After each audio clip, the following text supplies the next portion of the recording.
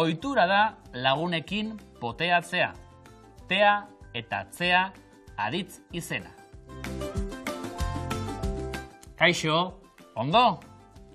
Aurrera bada. Gaur ohitura eta gustuei buruz hitz egingo duzu. Euskal Herrian ohitura asko ditugu eta gauza asko gustatzen zaizkigu. Ezagutzen dituzu? Adibidez, herri kirolak asko gustatzen zaizkigu.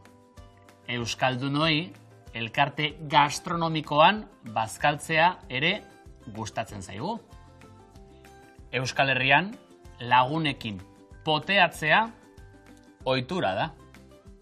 Betiko ohitura batzuk lagun kuadriarekin elkartzea eta euskal kantak abestea. Zein dira zure gustuko euskal ohiturak? Bideo honetan Ikerrek oinetako berriak estreinatu dituela konturatuko da Amaia. Oinetako berriak, Iker? Bai, tira. Gaur estreinatu dituzun? Bai, goizean jantzi ditut lehen aldiz. Ba orduan, osasunarekin urratu.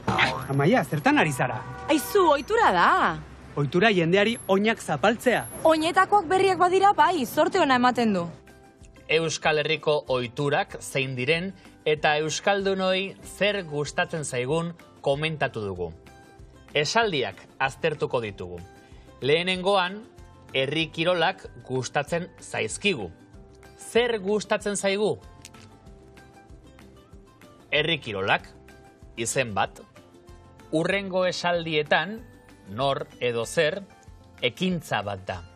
Eta horregatik aditzari tzea edo tea amaiera erantsiko diogu. Era horretan, aditzak izen batek bezala funtzionatuko du. Adibidez, euskaldunoi elkarte gastronomikoan bazkaltzea asko gustatzen zaigu. Zer gustatzen zaigu? Bazkaltzea, hau izango da gure aditz izena.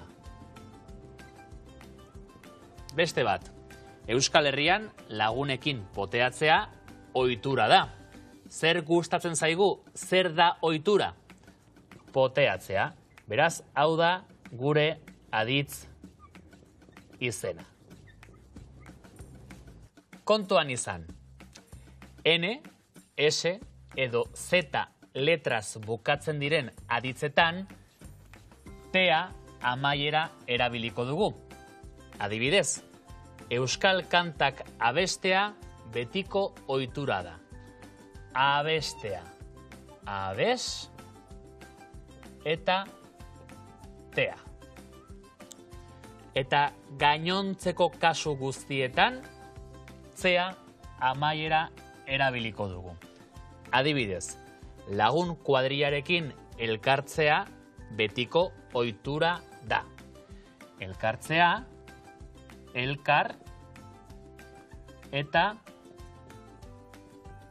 tzea. Esaldian, nor zer objektua plurala denean, kontuz aditzarekin. Euskal kantak gustatzen zaizkit, zuzena da. Baina aditz izena erabiltzen dugunean, erne ibili behar dugu. Esaterako, euskal kantak abestea gustatzen zaizkit, abestea aditz izenarekin, zaizkit ez da zuzena.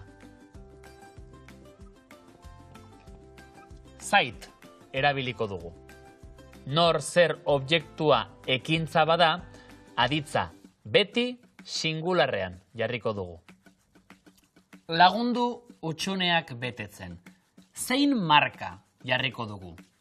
Tea ala tzea? Euskaldunoi elkarte gastronomikoan bazkal tzea gustatzen zaigu. Euskal Herrian lagunekin potea tzea ohitura da.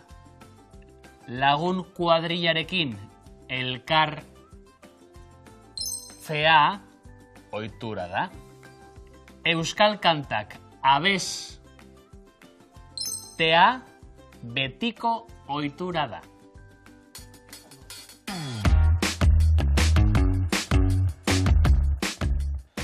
Gustuei edo ohiturei buruz hitz egitean, objektua nor zer izen bat denean.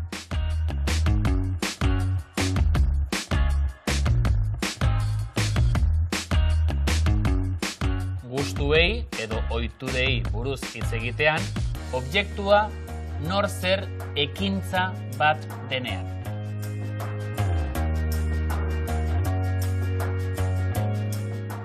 Noiz erabili tea eta noiz erabili zea.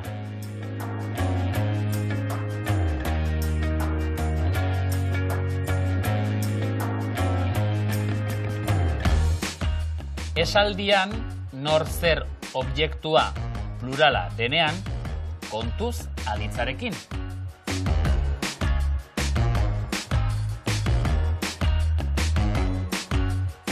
Agur, eta laizzer arte.